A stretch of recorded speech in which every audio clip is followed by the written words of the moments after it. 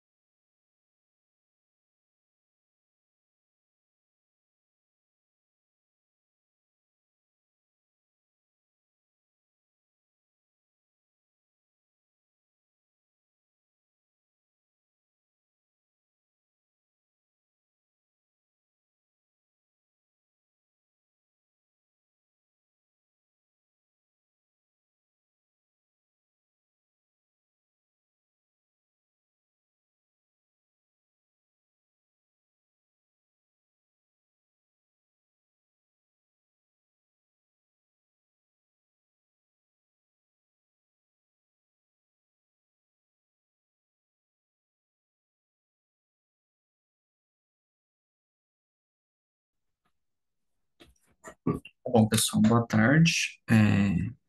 Meu nome é Guilherme, vou estar conduzindo a sessão dessas apresentações de hoje.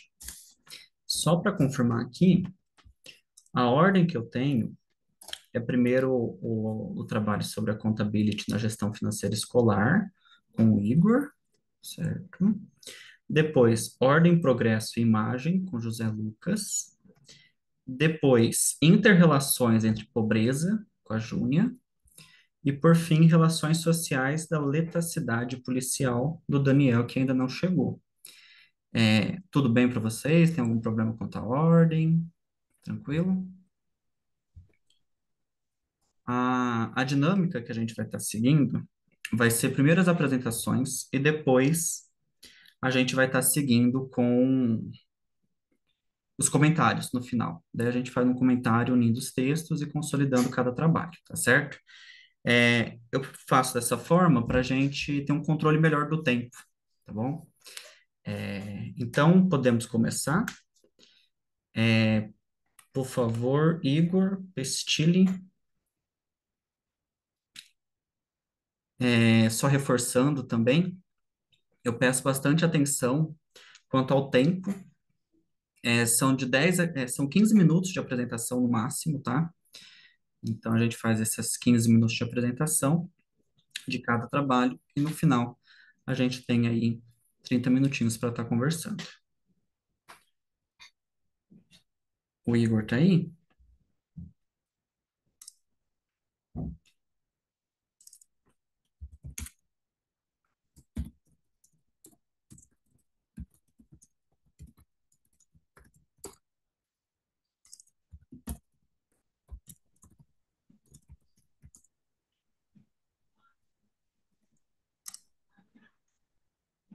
O Igor não tá aí, não?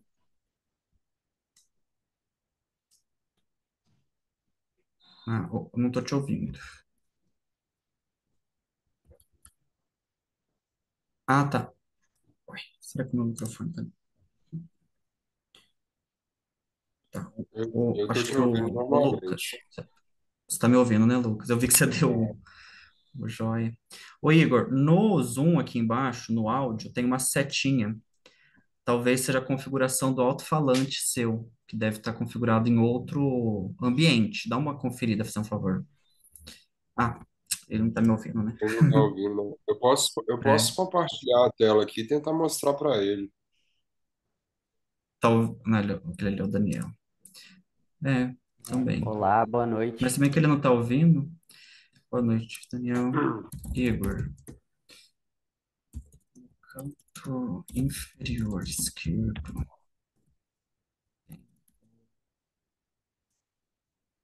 Fone de mouse, de áudio. Certo.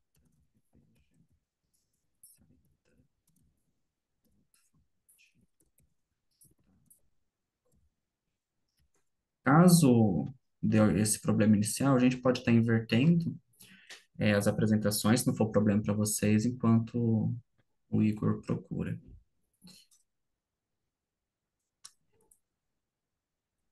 Agora eu tô ouvindo.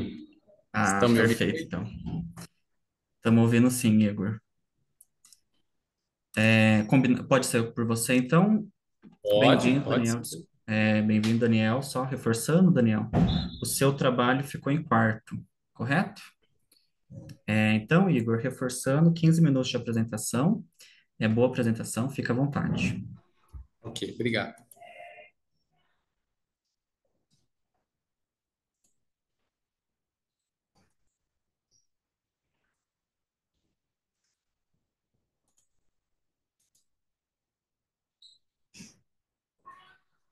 Vocês conseguem ver direitinho? Tá tudo ok aí? Eu consigo ver sim, só não está em tela cheia, Tá cheia, deixa eu voltar. em modo de apresentação. Lá embaixo, no canto direito, do lado daquele menos do Zoom, isso.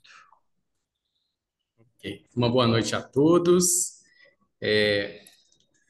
Agora sim, tá. Uma boa noite a todos. Iniciando a apresentação desse estudo, o Accountability na gestão financeira escolar. uma revisão sistemática de literatura. Esse é um estudo que foi feito por nós, uns mestrandos do Centro Universitário Uni Horizontes, eu, Igor Pestilli, José Oliveira e a Larissa Vilas Boas.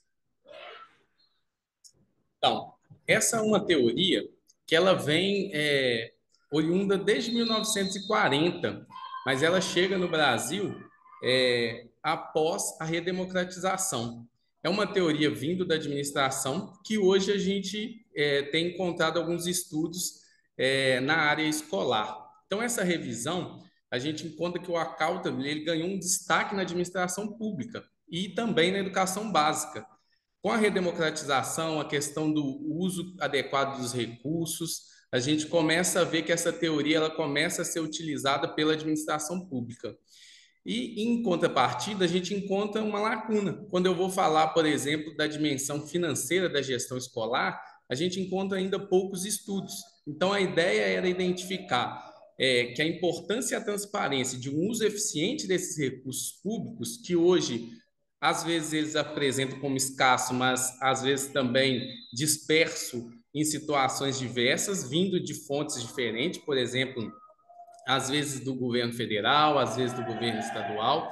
Então a gente tem múltiplos recursos e simplesmente a gente não consegue uma linha para poder verificar como que é a utilização desses recursos e se a gente tem dentro do accountable, que tem como referência ter transparência, prestação de contas e responsabilização, algo que possa contribuir para essa gestão financeira escolar, que hoje é um campo bem complexo e com algumas tendências.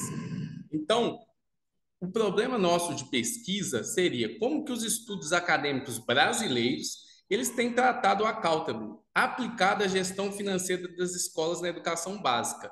Então, hoje, os diretores escolares, eles são professores, que por uma eleição, dando um pouco de exemplo, por uma eleição, ele vai a este cargo, mas é um cargo que, apesar de ter uma função diretiva, ele não tem uma pré-análise da qualidade da técnica dessa pessoa. Ele é eleito, por exemplo, pela comunidade escolar. Então, é algo que a gente precisa saber como que acontece e de que forma que ele está recebendo essa função na gestão escolar. E aí, identificar esses estudos poderia nos dar um direcionamento de como que eu posso auxiliar e de que forma que a gente pode ajudar e se dá para trazer essa teoria da administração para a área educacional, que é uma parceria aí que eu acredito que vai ter bons frutos para frente.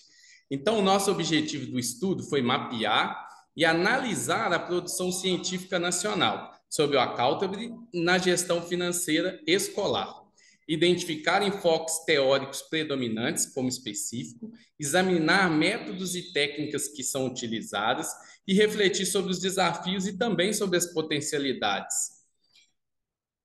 E aí, qual que foi o procedimento metodológico que nós utilizamos? Nós estamos fazendo uma revisão sistemática de literatura, delimitando de 2019 a 2024 a publicação.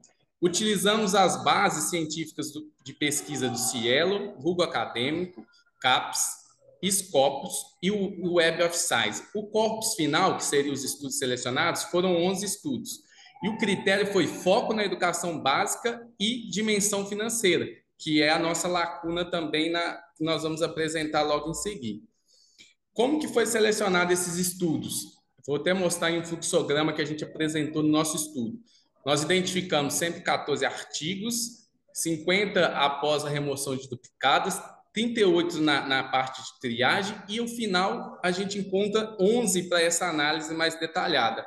Então, nós temos aqui o fluxograma da pesquisa, onde a gente detalha cada parte para que fique claro a metodologia, para que se possa ser replicado esse estudo utilizando, às vezes, alguma outra base também que pode vir acrescentar nesse estudo, acho que é muito importante.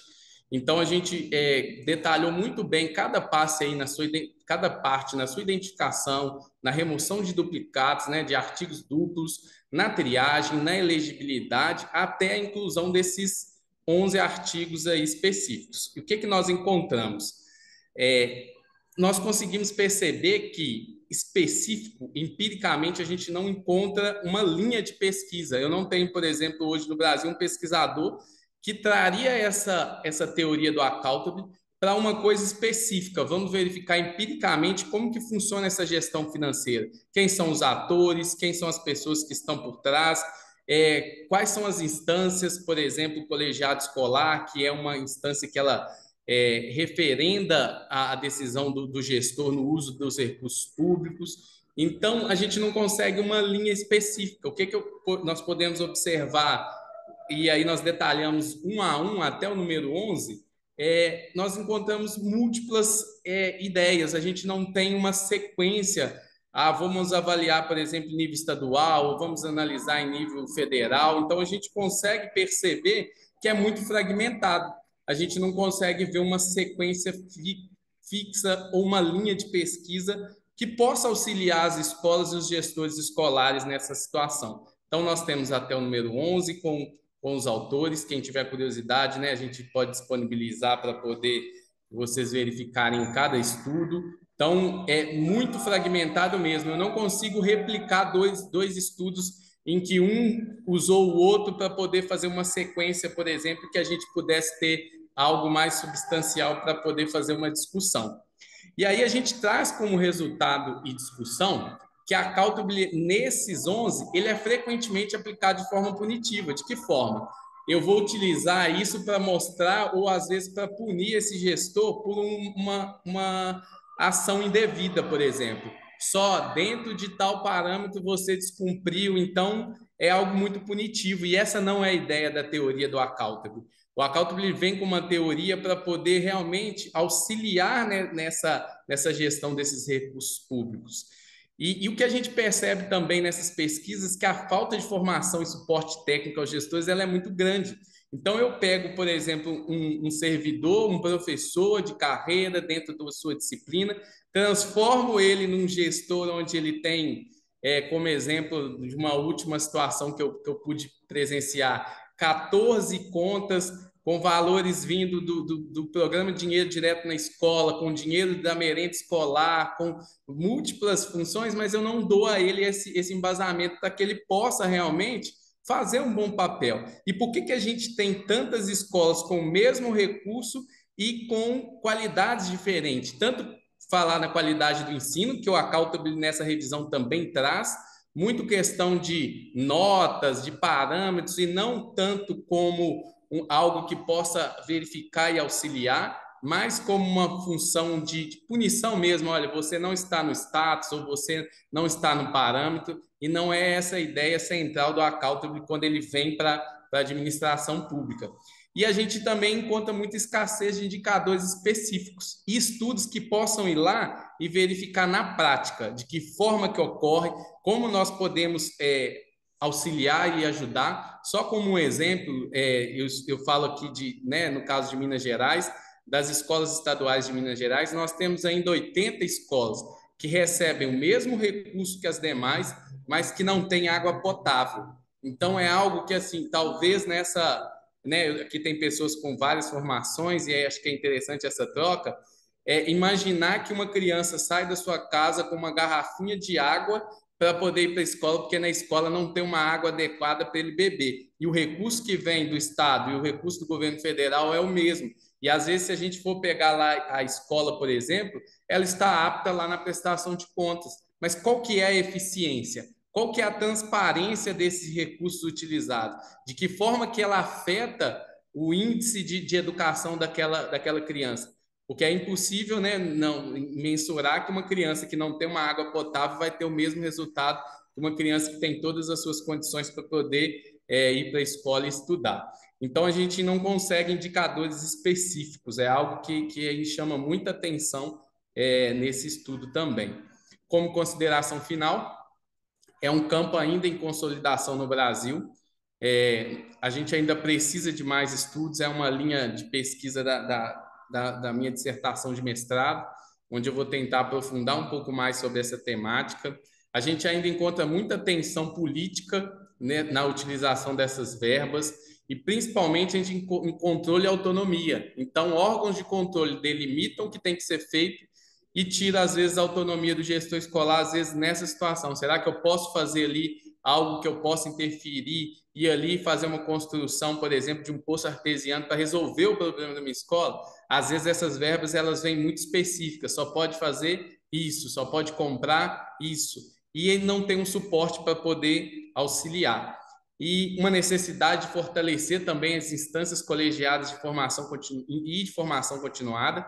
A instância colegiada, só para porque talvez tenha pessoas que não são da área da educação, é uma instância onde o diretor apresenta o que vai ser feito e é deliberado nesse colegiado, onde tem representante de alunos maiores de 14 anos, os pais, funcionários, e ali entra uma situação de forma. Mas qual é a formação dessas pessoas que estão ali para poder interferir diretamente num processo que é administração pura? Sabe, assim, é muito específico, não daria para ser algo que é amador. Hoje, no estado de Minas Gerais, eu consigo verificar e perceber que a gestão dos recursos financeiros ela beira o amadorismo mesmo. E por isso, às vezes, nós vamos ter discrepâncias tão grandes nas escolas.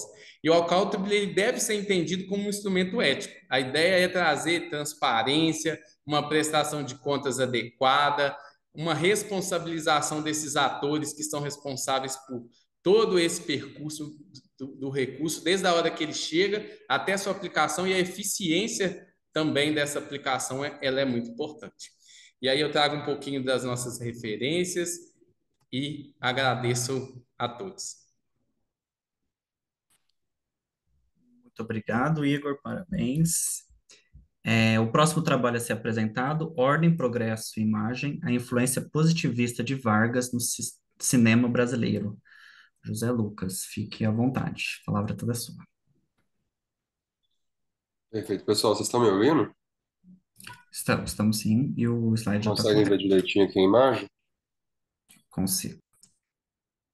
Beleza. Então, o meu artigo tem o título Ordem, Progresso e Imagem, né? A influência positivista de Vargas no cinema brasileiro. Meu nome é José Lucas Aleixo, eu sou mestre em administração pela UFMG e atualmente faço doutorado no mesmo programa. Bom, então, começando pela introdução, né, do artigo, eu coloco que o Getúlio Vargas foi um presidente, um governo, né, muito importante para o cinema brasileiro, porque ele representou esse início das políticas públicas voltadas ao cinema nacional, né? O cinema, isso eu vou argumentar mais para frente, ele é utilizado como um instrumento de educação, de coesão social, né, e de construção de uma nova identidade nacional. E existe uma ampla literatura que investiga essas políticas, né, da era Vargas no cinema, mas a coisa é feita de um ponto de vista muito histórico, institucional, é mais uma descrição, sabe? E a ideia aqui era tentar entender quais que são as bases filosóficas dessas políticas, e aí já sabendo da influência do positivismo na carreira do Vargas, eu elaborei esse programa de pesquisa, né, de que maneira os princípios do positivismo moldaram a atuação do Estado na produção e na regulação do audiovisual brasileiro durante o período varguista. Então, é um artigo que tem uma abordagem qualitativa, né, de caráter histórico e interpretativo, muito baseado em análise documental e revisão bibliográfica. Eu utilizo como fontes decretos, discursos e filmes, né, que são fontes primárias, né, são textos da época, e também textos acadêmicos que foram sendo produzidos ao longo do tempo, né, de autores importantes, e que vão analisar aí o período Vargas, né? Essas são as fontes secundárias. E tudo isso eu tento interpretar à luz do pensamento positivista que eu vou descrever aqui agora, né? Positivismo, como a gente bem sabe, né, é uma doutrina filosófica formulada pelo Augusto Comte, né? E ele tinha uma proposta de reorganização da sociedade, ele viu um mundo em conflito, né? Uma sociedade europeia em conflito, um estágio de transição, e ele propunha uma reorganização que era fortemente baseada na ciência e na razão. Então ele elaborou uma teoria chamada de teoria dos três estados, que ele divide, né, essa evolução do pensamento humano num primeiro estágio, que seria o teológico, né, no qual as explicações são muito baseadas na fé, na religião. Depois vem o estado metafísico, que ele coloca né, que já existe uma transição, mas ainda sem muitas bases científicas. Então, as ideias elas não eram mais religiosas, mas eram ideias abstratas, como, por exemplo, direitos naturais. Aí a gente lembra do iluminismo, por exemplo. E aí, o Estado que ele defendia, que era o Estado último, né, o Estado mais avançado, seria o Estado positivo, que seria fortemente baseado aí na observação, na razão, na ciência, né? Então, o positivismo ele propõe uma regeneração moral da sociedade, fortemente aí guiado pela razão e pela ciência, né? Então, o governo, a sociedade deveria ser guiada por uma espécie de elite intelectual que teria esse poder espiritual, que eles chamam, né? E essa elite intelectual, ou seja, uma elite fortemente baseada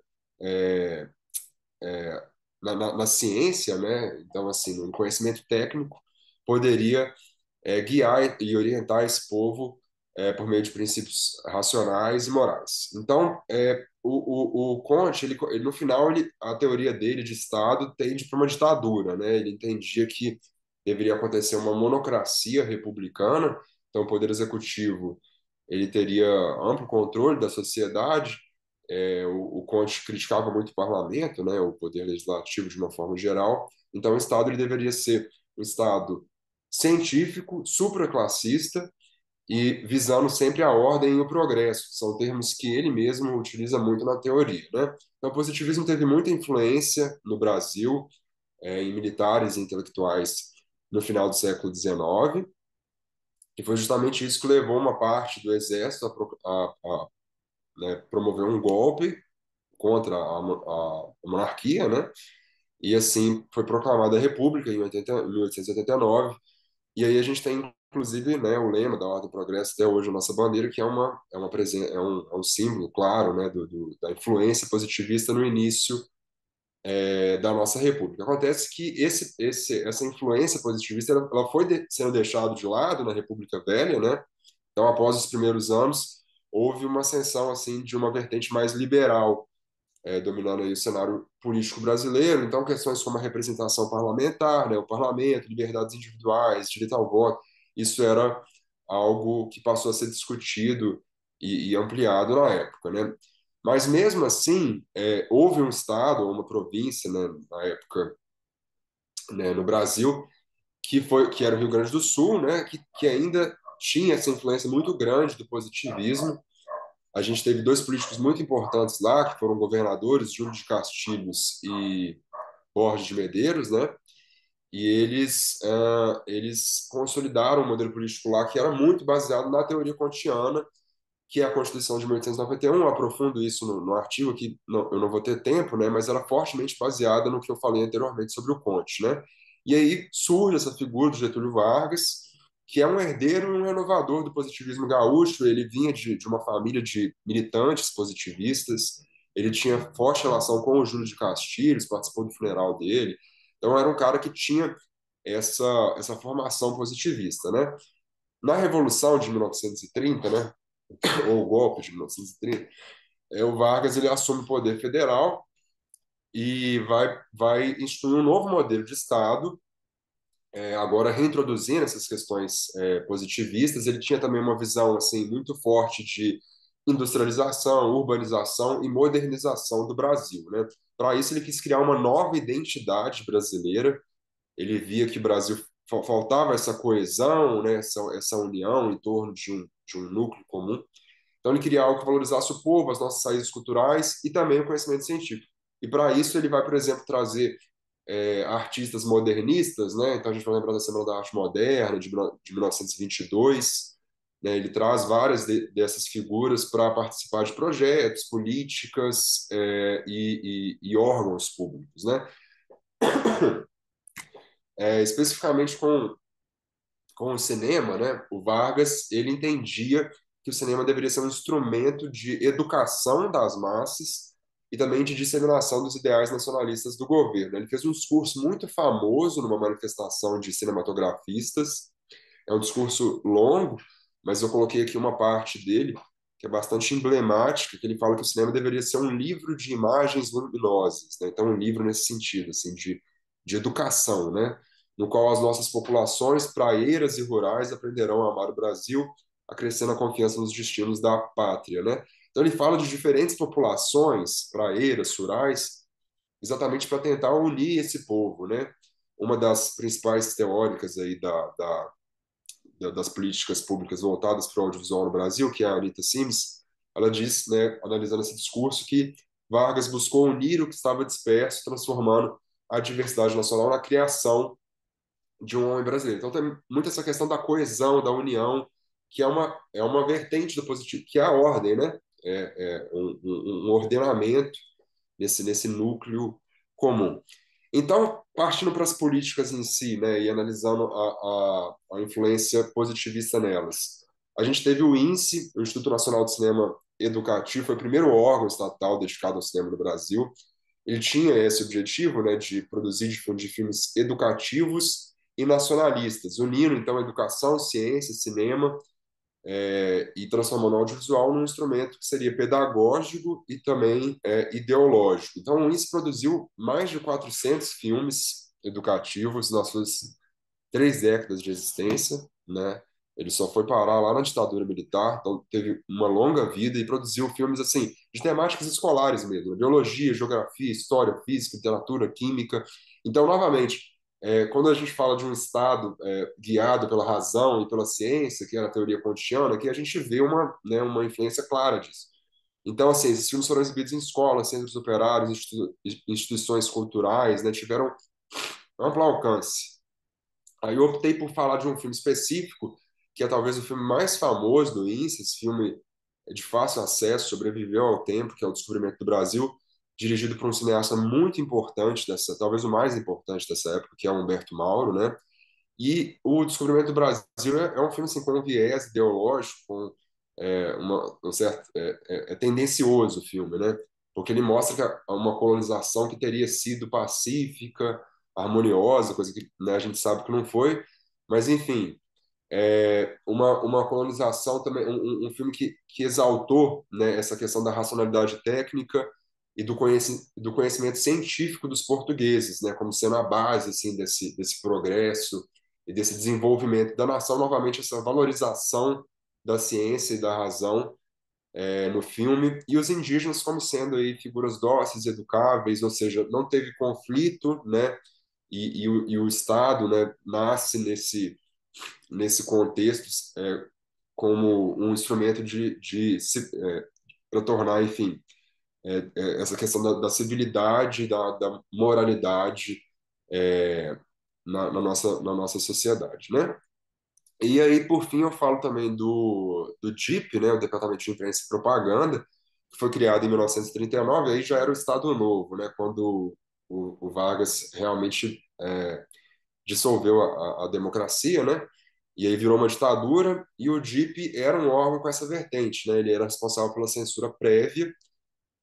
Então, assim, era um órgão que limitava, né? Não permitia visões divergentes de Brasil e de país. Então, era só a visão do Vargas, a partir desse momento, que era aplicada, né? E o DIP também produzia muitos cinejornais e documentários oficiais, que serviu como propaganda direta do governo. Então, eu coloco aqui o Cine Jornal Brasileiro, por exemplo, que era subordinado ao DIP e fez vários desses curtas que eram exibidos na época não tinha televisão, né? Então, eram exibidos antes dos filmes, né, das sessões, e falavam de escolares, trabalhadores, soldados, mas sempre como um povo disciplinado e em transformação, ou seja, em progresso, né? E esse progresso, a solução de problemas como analfabetismo, fome, miséria, eram sempre associados ao Vargas, né? Então, aqui já acabando, eu coloco essa imagem final, que é da abertura, né? Um frame, um quadro da abertura do Cine Jornal Brasileiro, que mostra várias partes do país, né? De locais de produção, agrária, industrial, mas sempre unidos, né? Então tem essa simbologia da imagem. Concluindo aqui o último slide, a gente vê, né? A gente entendeu, a gente não, né? Foi só eu que escrevi o negócio. Eu entendi que o positivismo ele teve essa base ideológica, né, para o projeto varguista, propondo um Estado então centralizador, autoritário, científico e moralizador, né? E o cinema, ele foi utilizado no meio dessa estratégia política, né, para educar, controlar e unir as massas, né? Então, esse audiovisual do Estado, seja os filmes do INSE ou os jornais do DIP, a gente tem outros exemplos, outras políticas também, não deu para aprofundar aqui por conta do tempo, mas eles difundiram esses valores positivistas de ordem, progresso, ciência, nacionalismo. Então, nesse sentido, o cinema não apenas educou, né, não serviu só como educação, mas como uma forma de legitimação do poder do Estado e da ideologia que estava sendo aplicada, que é o argumento que é uma ideologia positivista, né? Então, aqui estão as referências, e aí eu termino a minha apresentação agradecendo aí pela atenção. Muito obrigado. Muito obrigado, José Lucas. Parabéns pelo trabalho.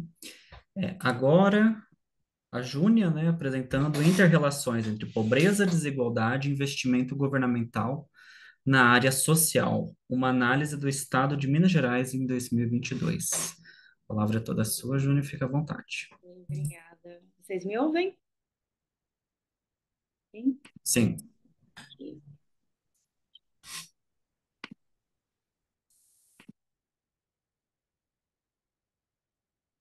Não sei se eu vou conseguir compartilhar minha tela, porque tá dando problema aqui. Deixa eu tentar de novo, só um minutinho.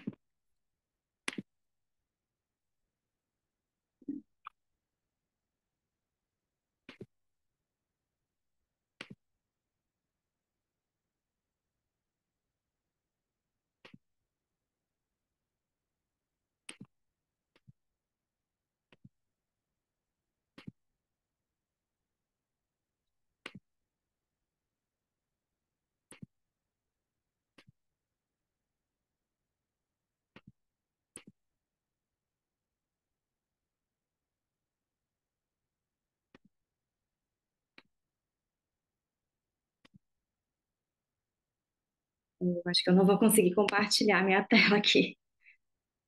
Tá, o que está acontecendo? É com o Zoom, É, o programa? isso, ele tá pedindo uma outra permissão aqui. Deixa eu ver se eu consigo.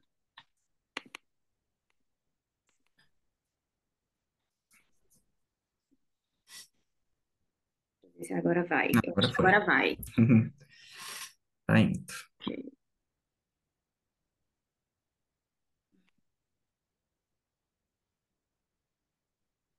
Isso, já estamos vendo já, Júnior. Ok, então, boa noite, meu nome é Júnia, sou doutoranda do curso de Administração Pública lá no IDP e vou apresentar para vocês um esboço da minha tese, que foi Interrelações entre Pobreza, Desigualdade e Investimento Governamental na Área Social. Neste caso aqui, deste artigo, eu apresentei só uma análise do estado de Minas Gerais, só do ano de 2022. Então, na introdução, eu coloquei um pouquinho sobre a conceitualização, né, da administração pública e a permanência, ou seja, a importância que os municípios têm dentre os programas governamentais para que esses programas cheguem com o melhor proveito para a população, né?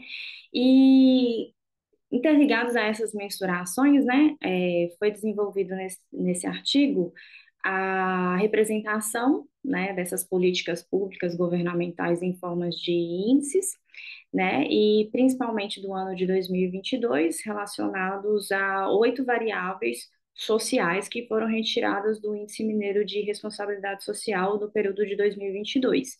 E para fazer essa interrelação, né, de pobreza, foi escolhido o índice de Foster-Green-Torbecker para fazer essa medida, e para fazer a medida de desigualdade foi calculado o índice de Gini do Estado. O objetivo desse artigo, né, foi fundamentar a compreensão atual do Estado de Minas Gerais, no caso do ano de 2022, por meio de uma construção de um índice social, que é o índice de gestão pública que a gente está colocando aqui, e calcular também a relação de pobreza e da desigualdade. E a pobreza e a desigualdade, ela foi calculada pela mesma variável, que foi a renda per capita do ano, do Estado no ano de 2022. A metodologia, primeiro, para o cálculo de índice de gestão pública de investimento governamental, foi primeiro colocado essas 8 variáveis, né, retiradas do Índice Mineiro de Responsabilidade Social, que foram as variáveis de saúde, educação, habitação, assistência social e cidadania, difusão cultural, esporte e lazer, infraestrutura e apoio ao trabalho. Essas variáveis elas foram analisadas através de uma análise fatorial, né, para a gente verificar se essas variáveis elas detinham de alguma correlação entre o modelo para continuar na construção do índice final. Foi verificado que aqui eu errei, mas na verdade só o ano de 2022, né, ele representou um grau de significância sempre maior que 60%, ok? A metodologia aplicada posteriormente, após a gente ter colocado esses indicadores dentro do sistema econométrico, foi relacionado com essa fórmula, né, onde P é o número de fatores utilizados, o G é o J-ésimo score da análise fatorial do IESM município mineiro, né, lembrando que a gente a gente mexeu com 853 municípios, que é o total de municípios do estado de Minas Gerais. A somatória consiste na somatória das variâncias explicadas por P fatores extraídos dentro do modelo, e o FIGE indica que a participação, a representatividade, né, da participação relativa no JESMO fator na devida explicação da variância total apresentada. Esses dados eles foram colocados numa segunda fórmula, que é essa de baixo, que é o FIGE menos o FIGE mínimo sobre o máximo menos o mínimo. E esse resultado ele foi depois colocado nesse índice final que a gente deu a nomenclatura de índice social de gestão pública. A classificação final, né? A gente teve uma escala tanto de cores quanto de resultados desse índice de gestão governamental, onde os níveis ficaram entre crítico, alerta, aceitável e ideal de investimento governamental na área social. Esse foi o resultado para o estado de Minas Gerais no período de 2022.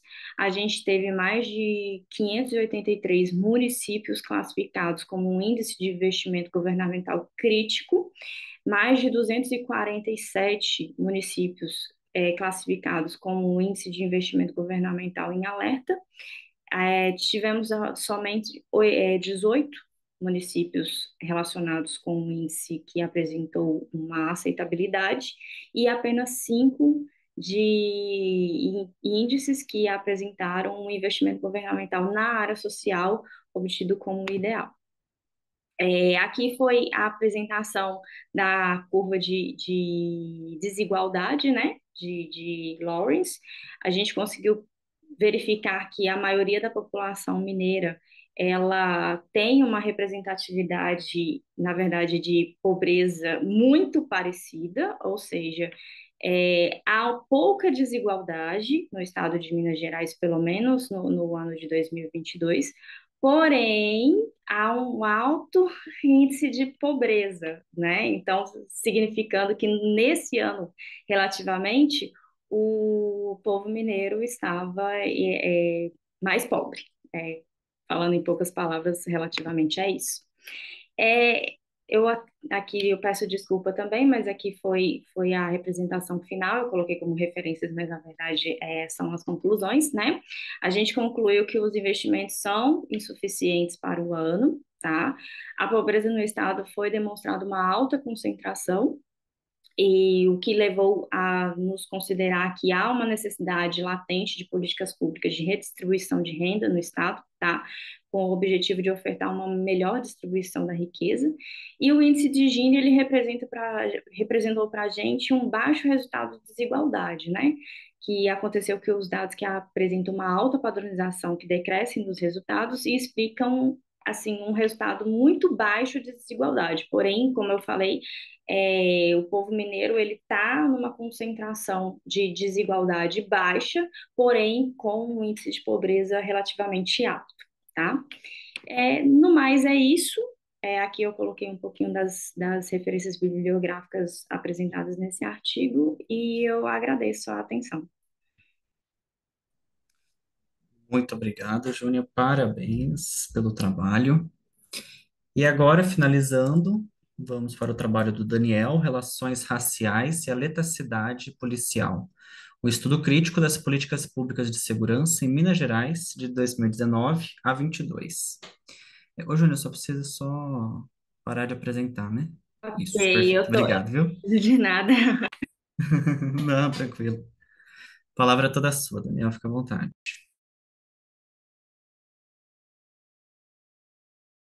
O microfone está desligado.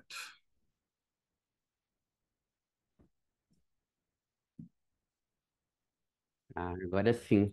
Agora sim. Boa noite a todos. Responsa difícil falar depois de tantos trabalhos legais. Mas vamos lá. Saiu da tela aqui. Vou falar sobre as relações raciais e a letalidade policial, um estudo crítico das políticas públicas de segurança em Minas de 2019 a 2022. Eu sou o Daniel, sou mestrando aqui na Fundação João Pinheiro e passando um pouco da agenda, esse estudo ele analisa as políticas públicas de segurança no âmbito de Minas Gerais de 19 a 22.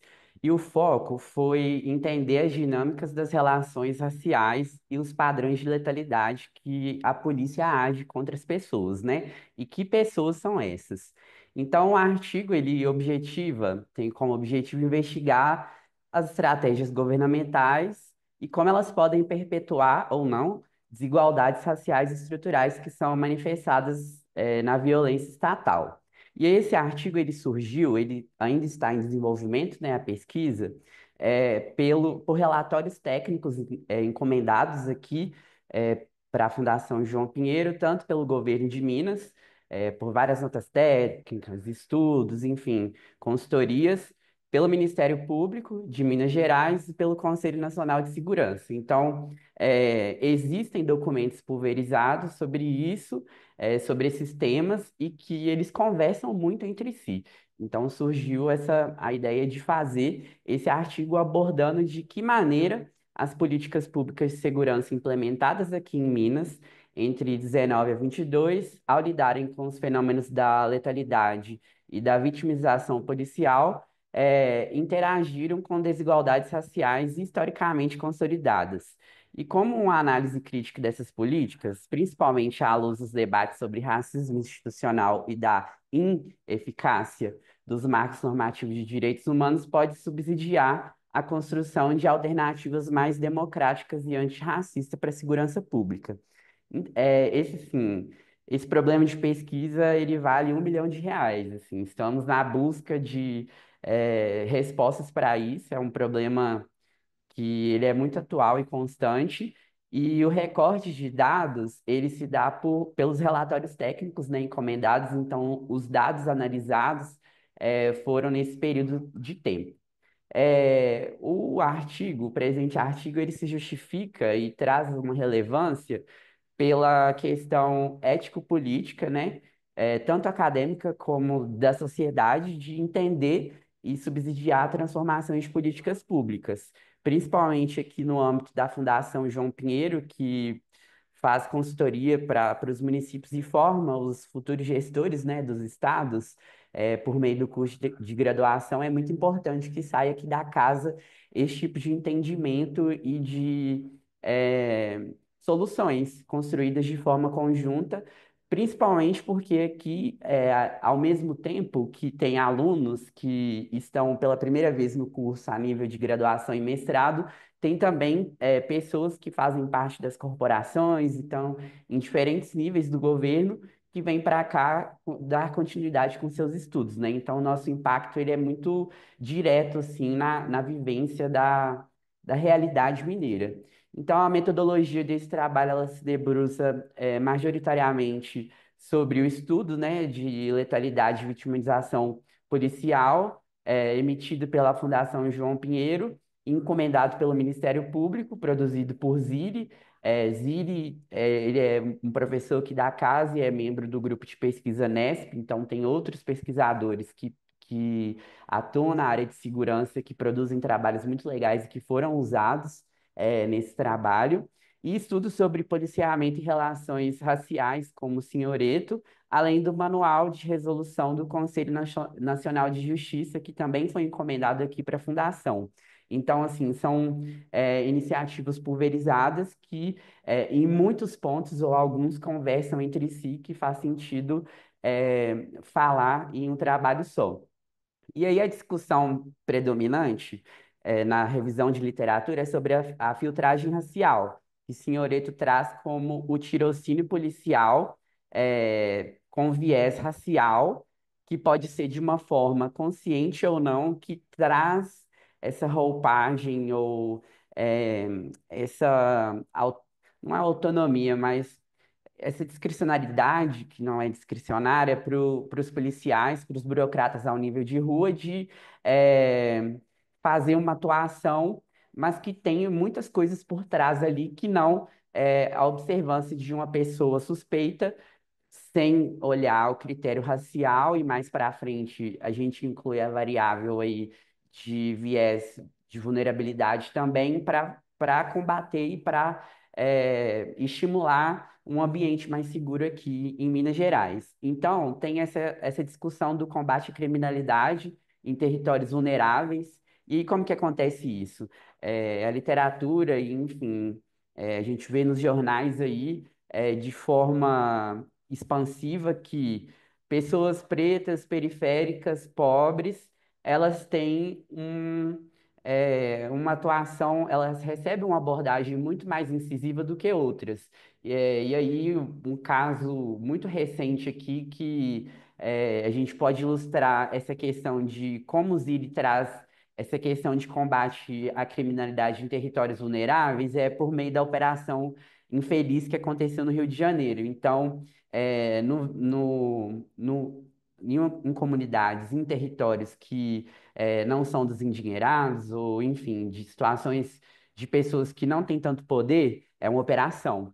Em outros lugares, na Zona Sul, é um policiamento, é uma patrulha. Então, até nesse aspecto, tem um estigma que traz esse combate à criminalidade como uma roupagem de guerra às drogas. E essa guerra às drogas, ela vem como um dispositivo de controle aos marginais. E aqui eu coloquei marginais não no sentido pejorativo, mas todas aquelas pessoas que estão marginalizadas ao sistema comum, assim, que não deveria ser comum, mas que é o vigente na nossa sociedade. Então, ele acaba gerando essa guerra às drogas, um insumo de uma narrativa de vamos combater, o que acaba gerando um encarceramento em massa dessas pessoas vulneráveis, e aí muitas oriundas desse tirocínio policial com viés muito forte da questão racial, que pode ser consciente ou não, sem de fato atacar o cerne da questão, que é a desarticulação do narcotráfico. Então, a ausência de metas explícitas e mensuráveis para reduzir essa letalidade, ela tem um recorte racial e ela tem uma carência também de programas que formem de forma continuada os agentes de segurança que façam eles mudarem e agirem de forma mais crítica e que olhem para todo o processo, né, da corporação, da abordagem, das atividades lá ao nível de rua com um olhar mais aprofundado sobre racismo e direitos humanos. E aí, mecanismos de controle como a accountability, eles são muito importantes. Só que tem outras questões por trás, como, por exemplo, eu posso ter uma meta de accountability, uma meta, um indicador que não é respeitado. Então, não adianta muito, não é respeitado no sentido de tem subnotificação, os casos não são registrados da maneira correta. Então, todos esses conjuntos de indicativos de que as políticas deveriam funcionar indicam que elas podem estar falhando e endereçar tanto as causas do problema como achar as possíveis soluções. Então, o trabalho ele questiona muito a lógica da guerra às drogas, é, e a efetividade, né, desses mandamentos constitucionais, buscando subsidiar a construção de alternativas mais democráticas, né? E principalmente que essas alternativas iniciativas que são transformadas em políticas públicas e políticas públicas que funcionem, elas sejam antirracistas, no meio da segurança pública, mas que extrapole para outras áreas também. E aí que o quadro geral da letalidade policial e sua acentuada seletividade, né, racial, de vulnerabilidade, de renda, nos indica que as políticas vigentes elas não são suficientes para reverter essas tendências históricas que eu apontei até então. Então, com base em toda a revisão sistemática de boletim de ocorrência, de casos, de entrevistas que os pesquisadores fizeram e da própria depoimento das vivências do Ministério Público, observa-se que há uma subnotificação. Então, os casos registrados atualmente, eles nem refletem a realidade. Então, por isso que essa reconstrução de narrativa e de olhar, ela precisa ser trabalhada, falada e feita, e tanto no âmbito das universidades, como eu mencionei, em posições estratégicas, como nesses pareceres e nessas conversas, como a gente está tendo aqui, para mostrar que isso impacta a todos nós e que são situações que trazem muitas preocupações, né? Não só em determinados aspectos, mas em todos os aspectos da nossa vivência, porque essa questão do racismo estrutural acaba extrapolando.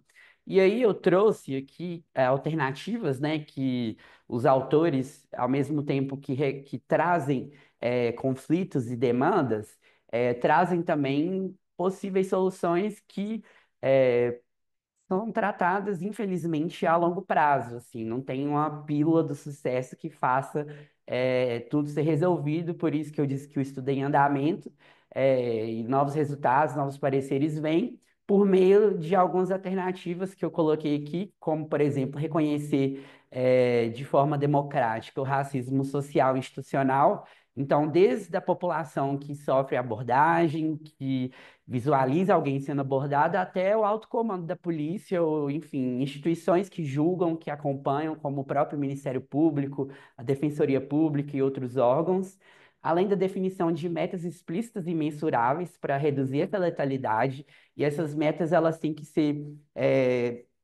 refletidas de forma real, que acontece, e que os policiais, que são os burocratas lá que realizam esses lançamentos, não tenham medo ou que eles se tirem a roupagem ou qualquer amarra que possam ter de punição ou alguma coisa, algum viés negativo para registrar os casos concretos e olhem com um olhar de cuidado e de melhoria das políticas públicas, né? E de eh, ordenamento das tropas, enfim, metas a serem cumpridas. E aí isso recai também na responsabilização das mortes e na realização de investigação para sanar a ineficiência dos mandamentos constitucionais.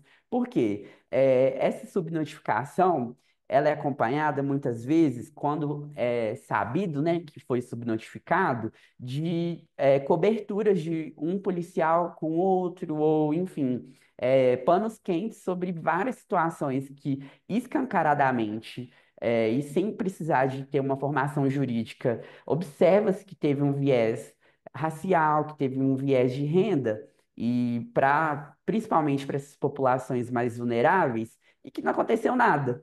Então, assim, isso é muito indignante.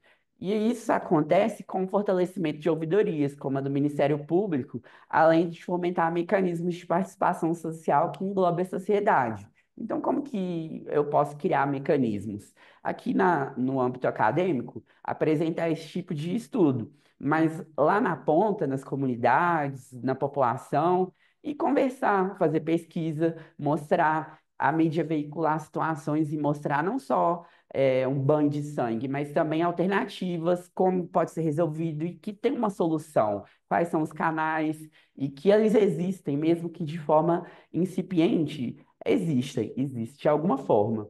E principalmente de registrar de forma correta as ocorrências. Então, por meio do registro correto, a gente consegue reconhecer se está tendo esse racismo social ou não, fazer esse recorte, definir metas explícitas e fazer o acompanhamento, né, a accountability de situações reais e definir políticas públicas ou é, caminhos, né, de políticas que já existem, ajustes, para que realmente a gente colha o benefício, responsabilizar, então, essa questão de causa e consequência, de não colocar o policial ou a força policial, seja ela qual que for, em um campo de blindado, de pode fazer que nada vai acontecer, com uma comunidade muito forte que questiona e que é indignada e que vai, que é, procura os meios existentes e, se não tem meio existente, se junta para fazer alguma coisa acontecer e caminhar. Então, aqui eu coloquei as principais referências bibliográficas que eu utilizei na construção desse slide, e eu fecho com os agradecimentos à FAPEMIG, que me permite, né, ter dedicação exclusiva, e a Unesp, da Fundação João Pinheiro, que além de questionar o status quo, incomodar muita gente do comando, das forças, enfim, do governo, investiga, mesmo assim, as áreas temáticas, tendo resultado que impacta na sociedade, mesmo que não seja bem digerido por essas forças aí de comando e pelas autoridades de forma geral. Então, se alguém tiver dúvida, esse é o meu contato e finalizo minha apresentação. Obrigado. Muito obrigado, Daniel. Parabéns pela apresentação e pelo trabalho. Eu vou colocar aqui no chat a avaliação dessa sessão, peço que todos respondem. E vamos trocar uma ideia agora sobre cada trabalho, a começar pela ordem mesmo do qual eles foram apresentados. Primeiro, né, foi o trabalho do Igor. Deixa eu pegar aqui só para ver o nome certinho. Contability na gestão financeira escolar, uma revisão sistemática de literatura. Bom, na verdade, antes de falar do trabalho do Igor, quero parabenizar todos os quatro trabalhos. Foram trabalhos distintos, né? A gente viu que cada um pegou um aspecto bem diferente, mas foram trabalhos bem escritos, bem posto em prática mesmo, a questão da essência do pesquisador, o que dá toda uma alegria de ver trabalhos assim. Falando um pouquinho desse trabalho do Igor, eu gostei bastante. A minha formação, digamos, original, ela é em contabilidade. Então, a gente costuma falar bastante sobre essa relação, da contability, mas eu vejo que os próprios alunos têm um desconhecimento muito grande do que seria isso, pelo menos aqui na realidade. Eu sou da Unifal, em Varginha, né? Mas achei muito interessante, né, para além dessa questão do termo, que eu acho que ficou muito bem explicado no seu artigo, a questão do deslocamento desse termo para o setor escolar. É um uso que eu nunca cheguei a ver, para ser bem honesto, e eu acho que faz até sentido com essa revisão que você fez, né, que deu realmente 11 trabalhos, né? Até eu anotei aqui, Igor, você comentou, vocês, né, são mais autores, né? Que eram poucos trabalhos, né? Seria uma limitação do seu estudo. Mas, por outro lado, eu vejo como uma limitação da área mesmo de pesquisa. Porque você não começa com 1.000, 2.000 trabalhos, você começa com 130, né? Então, daí você vai filtrando e chega em 11. A gente está falando aí de pouco menos que 10% de todos os trabalhos que citou a contability e educação. Então, eu realmente acho que não foi pouco, eu acho que foi interessante porque demonstrou que ainda é um assunto pouco falado. E o mais interessante ainda pela tabela o quadro, né, que você fez, ele mostra que são trabalhos recentes. Eu acho que tinha um só de 2019, eu acho. Maioria de 21 para cá, a maioria, né? Então, achei muito interessante isso, parabéns. E, e essa questão da forma punitiva, né? Então, hoje no Brasil, a gente vê com maus olhos essa relação da prestação de conta, da transparência, muito no sentido, daí já ao meu ver, nesse aspecto da burocracia. A gente aprendeu a odiar a burocracia, né? Porque ela acaba sendo mais danosa. Então, eu achei bem interessante essa questão que você colocou. Queria parabenizar pela metodologia, de modo especial, ficou uma metodologia muito bem fundamentada.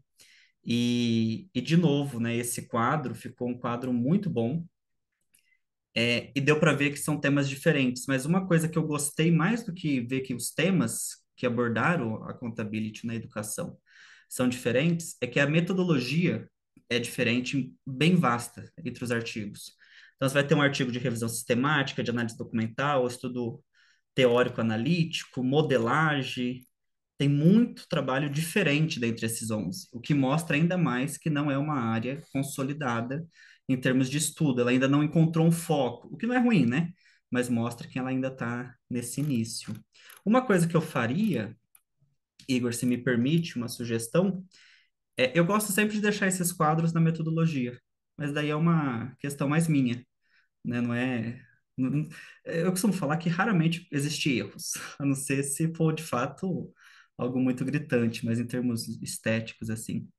Mas eu queria que você falasse um pouquinho, você falou que está na sua dissertação, né, está estudando esse aspecto, como que você vê essa contribuição e como que você vê chegando nos alunos da graduação e da pós esse tema? Isso né, eu acredito que é um tema ainda pouco explorado.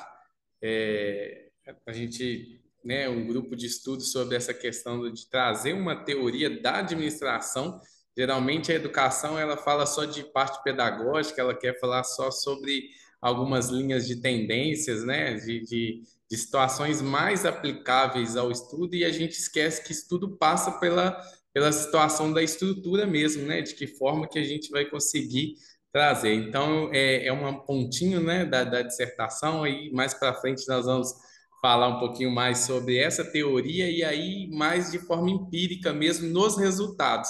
E aí, apesar de serem assuntos distintos aqui, né, mas até no final acho que eles vão se complementando aí, até falando sobre a questão de letalidade, e aí passa sempre pela essa base que é a educação aqui, né? Então, acho que a gente consegue trazer isso. E hoje, assim, essa pesquisa ela ainda é dentro da Uni Horizontes, ainda pequenininha, ela ainda está engatinhando, mas a gente está tentando criar forças para que ela possa crescer e a gente comece a trabalhar a realidade mesmo empírica dessa teoria. Não, perfeito, e já é um começo muito bem estruturado. E acho que para finalizar, um último ponto que eu gostei muito que você colocou nesse trabalho, né, os autores, a ressalva que você coloca, né, que a accountability, ela pode, se ela não for aplicada de forma, quando aplicada de forma crítica, né, ela intensifica a desigualdade e penaliza instituições. Essa ressalva eu achei essencial, porque a gente parte do princípio de que ou é bom ou é ruim, né? Mas daí a gente tem que refletir de fato no seu uso. Então, parabéns novamente pelo trabalho a todos vocês aí, e com toda certeza vai dar uma publicação incrível. Obrigado. É, aí, né, seguindo agora para o trabalho do José Lucas, só pegando aqui para a gente falar o título certinho: Ordem, Progresso e Imagem, a influência positivista de Vargas no cinema brasileiro. Primeiro que parabéns pelo título. Achei o título muito bom, chama atenção, gosto de títulos que chamam atenção. Você falou que você está doutorando, você está estudando alguma coisa voltada ao cinema, Lucas? José? Sim, eu estudei cinema a minha vida toda, quase, né? É, Boa. eu fiz. O meu TCC foi em políticas públicas voltadas para o cinema, a minha dissertação também, e agora minha tese vai ser a mesma coisa. Não, que bom. E eu gostei desse seu artigo porque ele de fato mostra a importância do estudo do cinema, no sentido justamente crítico, quando ele fala das questões do cinema enquanto controle social, né, a começar da estratégia estadunidense de controle mundial, bem dizer, né, dessa expansão da sua cultura, tanto que hoje a gente valoriza muito mais eles do que a nossa própria cultura. E quando você traz também essa questão dos filmes, né, que foram realizados, né, por esse programa, esse projeto do Getúlio Vargas, mas essa diferenciação entre quem via qual tipo de filme, né? Então, a classe popular que tinha acesso aos filmes do Estado, né, que de fato vendia essa ideia mais positivista de um Estado forte, de um líder, né? O trabalho traz bastante essa relação do líder. E o que o empresário via, né? O empresário ele não estava vendo manipulação. Para ele não chegava necessariamente essa ideia, até porque muito disso era distribuído às escolas, se eu entendi bem, né?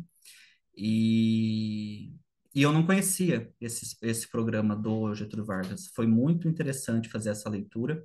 É um artigo estruturado diferente, o que eu gostei também, né? Ele é um artigo bem de discussão, e a forma de escrever dele é uma forma muito interessante pelo seu contexto histórico, né? Então, ele é uma história que vem se prolongando e vem sendo contada.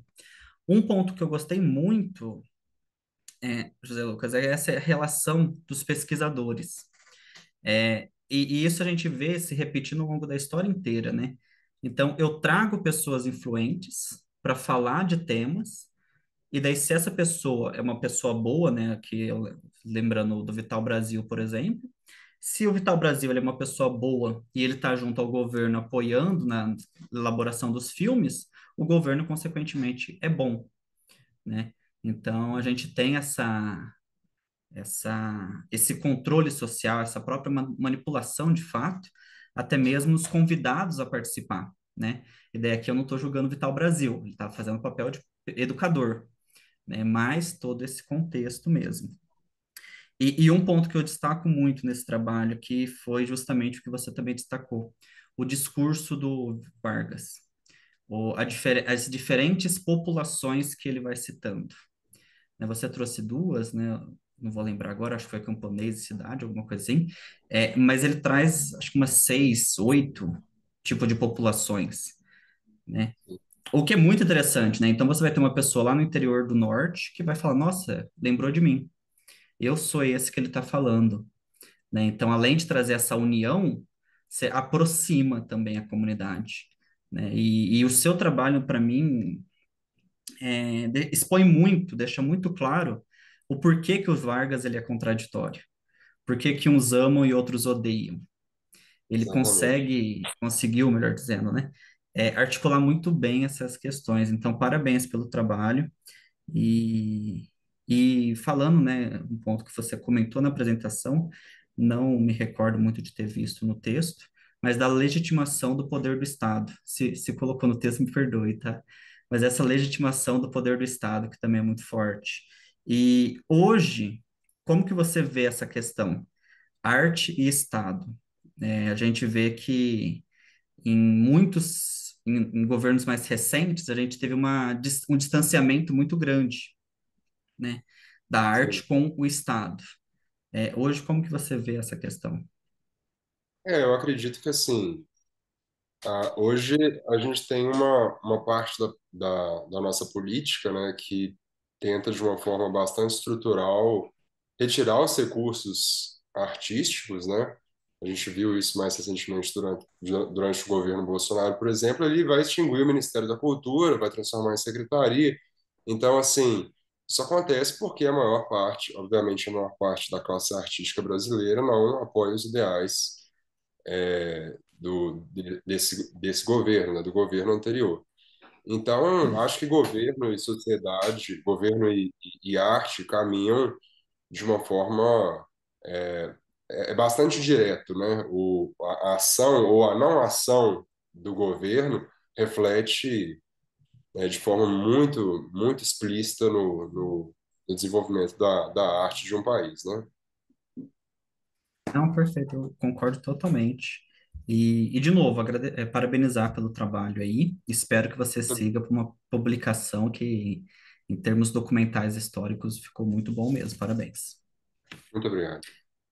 Bom, partindo para o trabalho da Júnia, nós vamos ter inter-relações entre pobreza, desigualdade, investimento governamental na área social, uma análise do estado de Minas Gerais em 2022. Primeiro, Júnior, parabéns. E que bom que você falou que é uma parte da sua tese.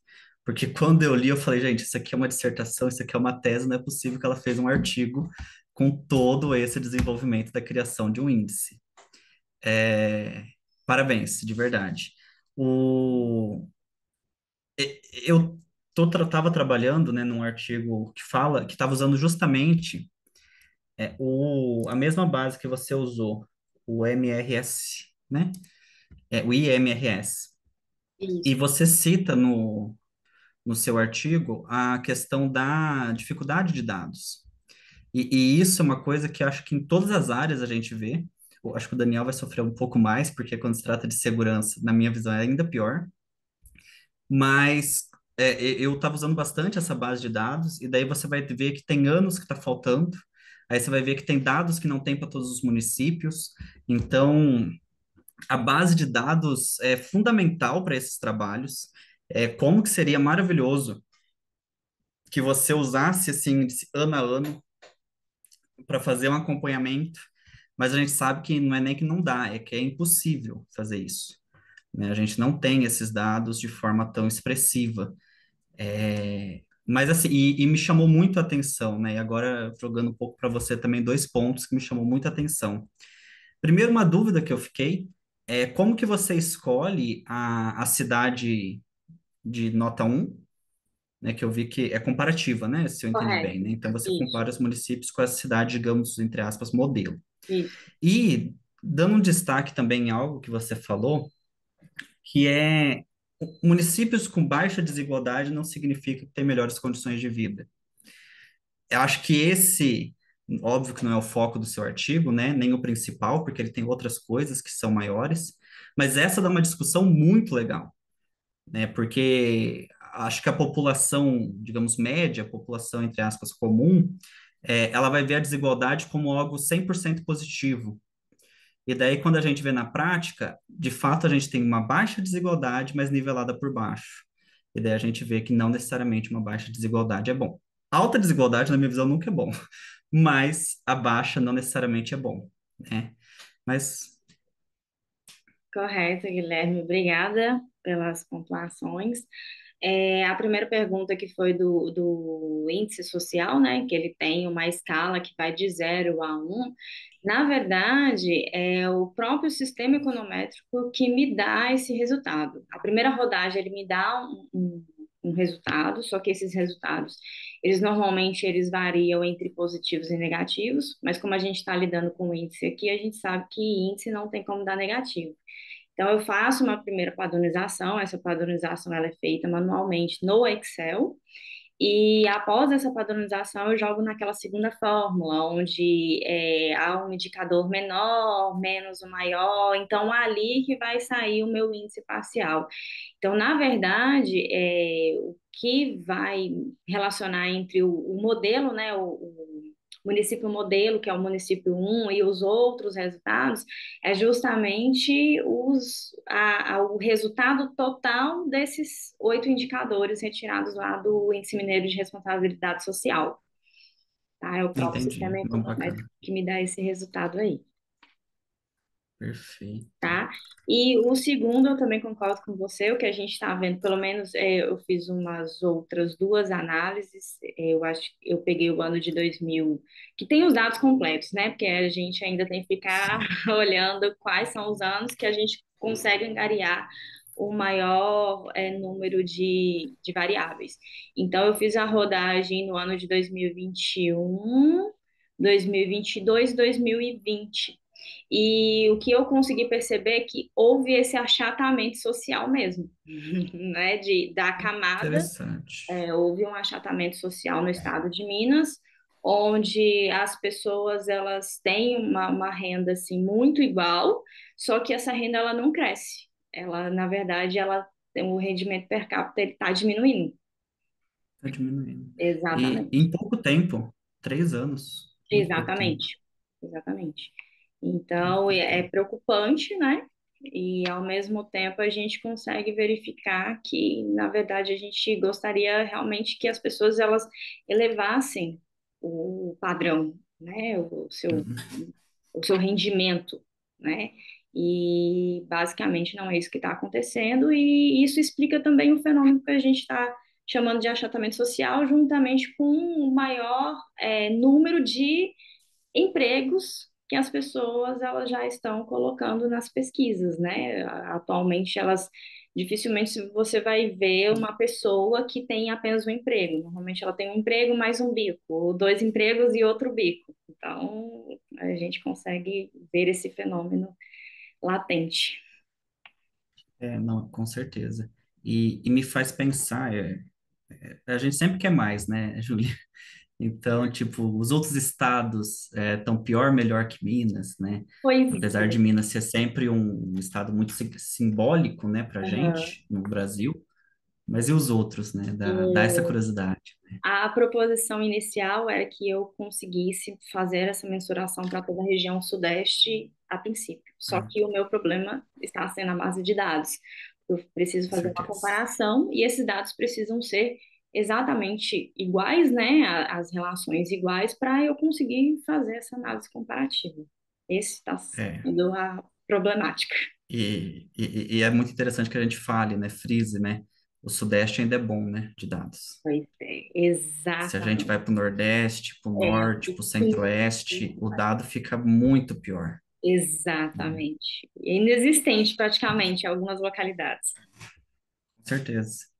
Não, mas parabéns, nem preciso falar, né? Já que é uma parte da dissertação, mas que vai dar um bom artigo, vai. E perfeito, parabéns.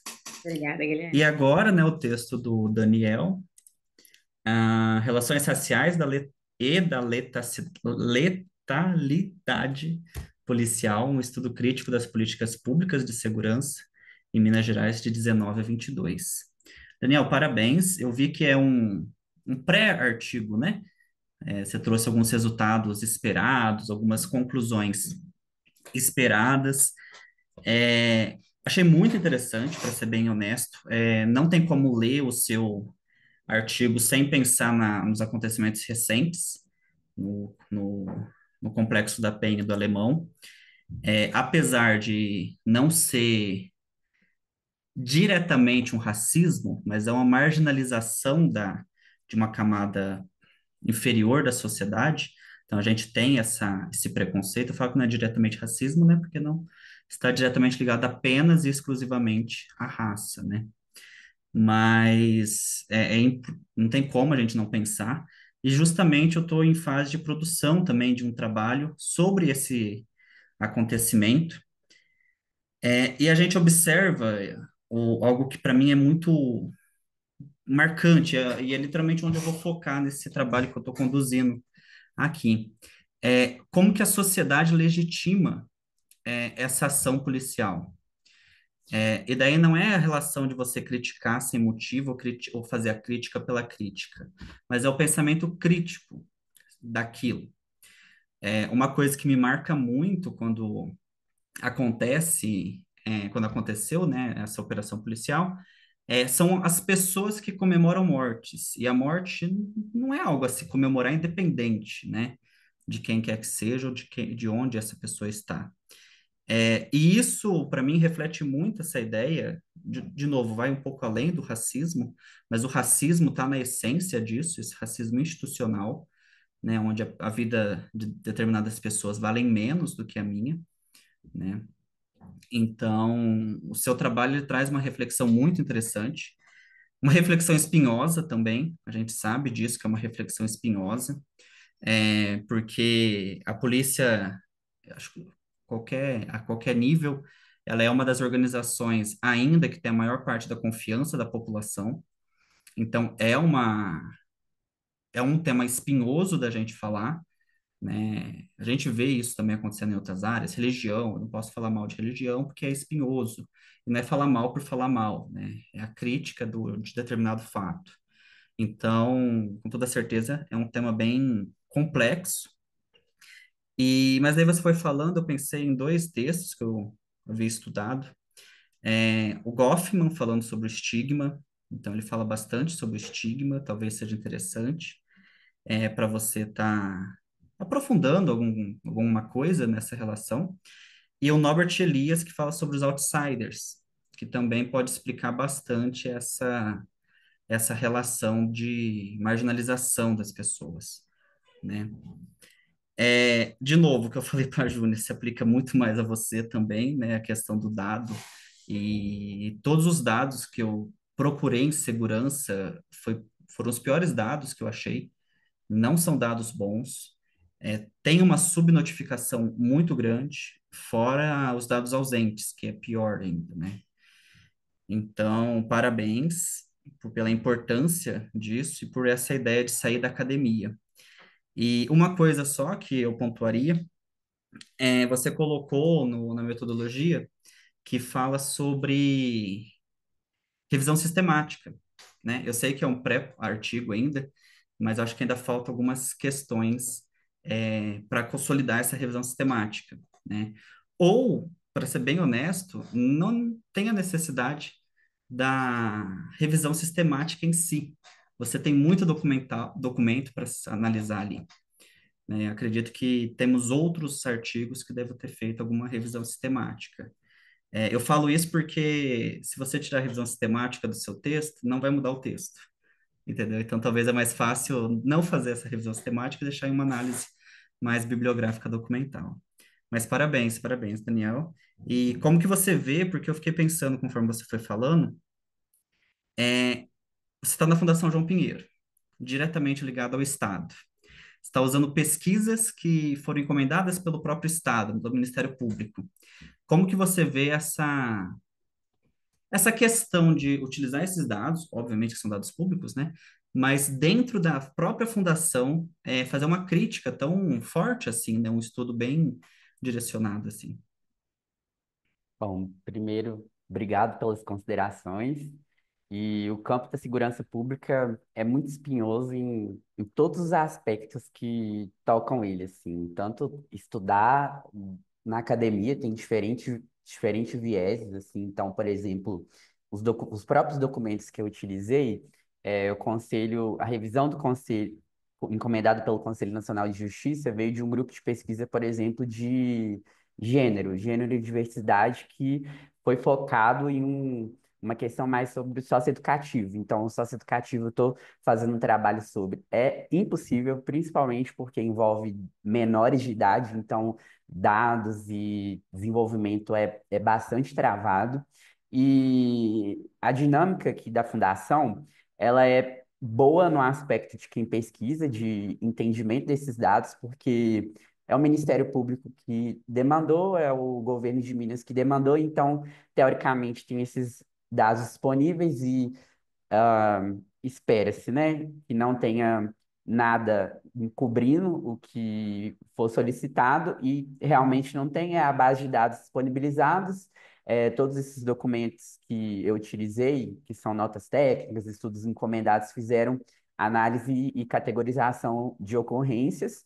E aí o que acontece como resultado final, tanto em articulação com o governo, como em outras entidades, é que se o resultado não for positivo, ninguém conta nada sobre. Então, não tem tantos grandes impactos, porque é um estudo que foi encomendado, não é uma questão assim, vou talvez criar um conflito ou um ataque direto. Então, encomenda-se, e aí, a depender se for positivo ou não, é divulgado.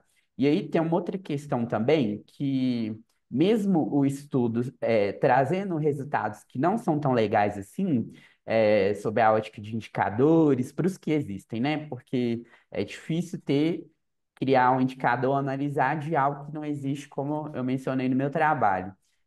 Tem um fator importantíssimo que é de agenda política.